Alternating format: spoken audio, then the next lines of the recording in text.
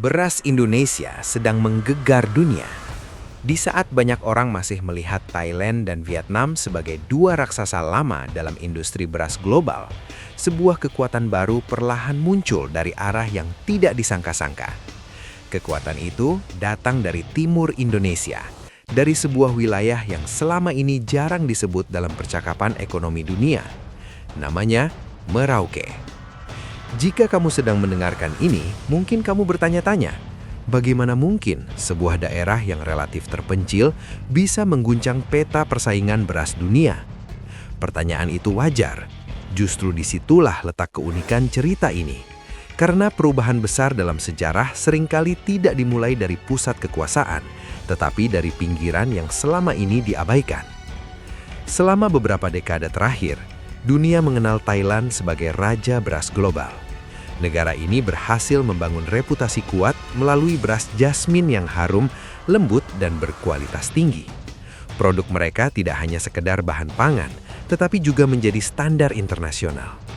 Vietnam kemudian hadir sebagai pesaing yang menawarkan harga lebih kompetitif dengan kualitas yang cukup baik, sehingga mampu merebut pangsa pasar besar di berbagai negara berkembang. Di sisi lain, banyak negara, termasuk Malaysia, sangat bergantung pada impor beras dari kedua negara tersebut. Setiap tahun, jutaan ton beras didatangkan untuk memenuhi kebutuhan dalam negeri. Ketergantungan ini menciptakan sebuah pola yang selama ini dianggap stabil. Thailand dan Vietnam memproduksi, negara lain membeli. Siklus ini berjalan bertahun-tahun tanpa perubahan signifikan. Namun kini, pola itu mulai retak. Indonesia, di bawah kepemimpinan Presiden Prabowo Subianto, mengambil langkah berani melalui sebuah kebijakan besar yang dikenal sebagai Program Food Estate. Fokus utama program ini adalah mengubah wilayah timur Indonesia menjadi lumbung pangan baru, dan Merauke menjadi pusat dari ambisi tersebut. Skala proyek ini bukan main-main. Luas lahan yang disiapkan mencapai lebih dari 1 juta hektar, menjadikannya salah satu proyek pertanian terbesar di kawasan Asia Tenggara. Yang membuatnya lebih menarik, ini bukan sekedar rencana di atas kertas. Proyek ini sudah berjalan, infrastruktur mulai dibangun, sistem irigasi diperkuat, dan teknologi pertanian modern mulai diterapkan. Traktor-traktor besar beroperasi di lahan yang sebelumnya tidak tersentuh.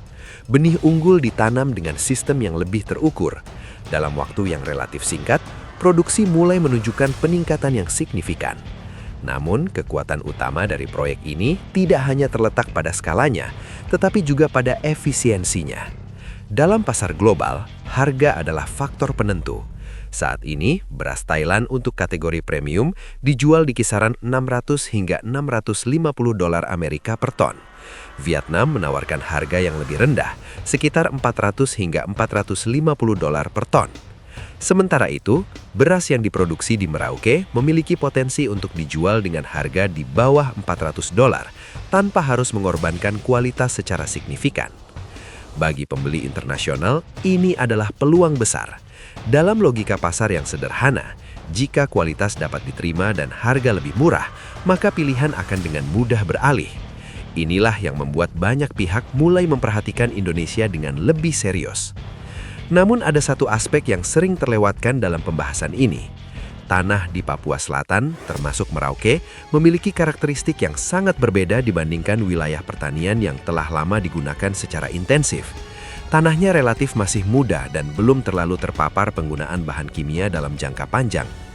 Hal ini membuka peluang untuk pengembangan beras organik atau semi-organik yang memiliki nilai jual lebih tinggi di pasar premium.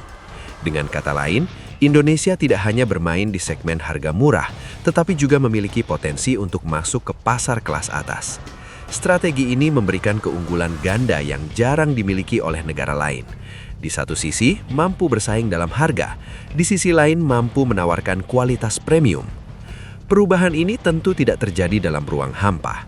Dampaknya mulai terasa, terutama bagi negara-negara yang selama ini bergantung pada impor beras.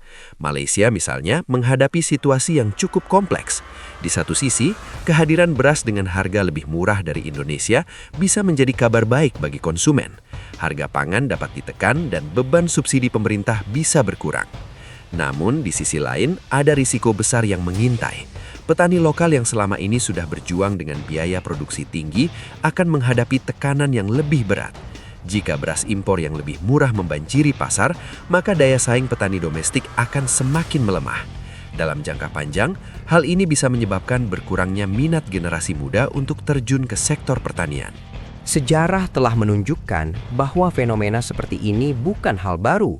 Beberapa sektor industri di berbagai negara pernah mengalami kemunduran karena tidak mampu bersaing dengan produk impor yang lebih murah. Ketika produksi lokal melemah, ketergantungan terhadap impor justru meningkat. Dan ketika ketergantungan itu sudah terlalu besar, posisi tawar sebuah negara menjadi semakin lemah. Disinilah persoalan ini tidak lagi sekadar tentang harga beras di pasar, tetapi tentang kedaulatan pangan. Lebih jauh lagi, ambisi Indonesia tidak berhenti pada pasar regional.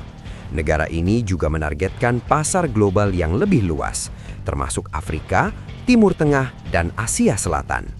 Negara-negara di kawasan ini dikenal sangat sensitif terhadap harga, dan selama ini menjadi pasar utama bagi Thailand dan Vietnam. Jika Indonesia mampu masuk ke pasar tersebut dengan kombinasi harga dan kualitas yang kompetitif, maka peta persaingan global akan berubah secara signifikan. Organisasi internasional seperti FAO bahkan telah mengakui bahwa kawasan timur Indonesia memiliki potensi besar yang belum dimanfaatkan secara optimal. Dengan dukungan kebijakan yang konsisten dan investasi yang tepat, wilayah seperti Papua dan Kalimantan dapat menjadi pusat produksi pangan baru di dunia. Visi besar ini menunjukkan bahwa Indonesia tidak lagi ingin berada dalam posisi sebagai pengimpor, tetapi ingin menjadi pemain utama dalam rantai pasok pangan global. Dengan populasi yang besar dan kebutuhan domestik yang tinggi, keberhasilan program ini juga akan memperkuat ketahanan pangan nasional. Bagi negara-negara tetangga, perkembangan ini tidak bisa diabaikan. Ini adalah sinyal bahwa dinamika kekuatan di Asia Tenggara sedang mengalami perubahan. Negara yang mampu menguasai produksi dan distribusi pangan akan memiliki pengaruh yang lebih besar, tidak hanya secara ekonomi, tetapi juga secara politik. Dalam konteks ini, Malaysia dihadapkan pada pilihan yang tidak mudah. Apakah akan memanfaatkan peluang dari harga impor yang lebih murah, atau justru memperkuat sektor pertanian domestik untuk mengurangi ketergantungan? Keputusan yang diambil hari ini akan menentukan arah ketahanan pangan negara tersebut dalam beberapa dekade ke depan. Tidak ada jawaban yang sederhana untuk pertanyaan ini. Setiap pilihan memiliki konsekuensi. Namun yang pasti, mengabaikan perubahan yang sedang terjadi bukanlah pilihan yang bijak. Apa yang sedang terjadi di Merauke adalah lebih dari sekadar proyek pertanian. Ini adalah simbol dari sebuah transformasi besar, sebuah tanda bahwa Indonesia sedang bergerak dengan serius untuk menjadi kekuatan baru dalam industri pangan global. Dan bagi kita semua, ini adalah pengingat bahwa dunia terus berubah. Kekuatan baru bisa muncul dari tempat yang tidak terduga. Dan ketika perubahan itu terjadi, hanya mereka yang siap yang akan mampu bertahan dan memanfaatkan peluang yang ada. Jadi, ketika kamu melihat sebutir nasi di piringmu, mungkin sekarang kamu akan melihatnya dengan cara yang berbeda. Bukan hanya sebagai makanan sehari-hari, tetapi sebagai bagian dari sebuah persaingan global yang menentukan masa depan banyak negara. Inilah cerita tentang beras, tentang kekuatan, dan tentang bagaimana sebuah wilayah yang dulu terpinggirkan, kini mulai mengubah arah sejarah.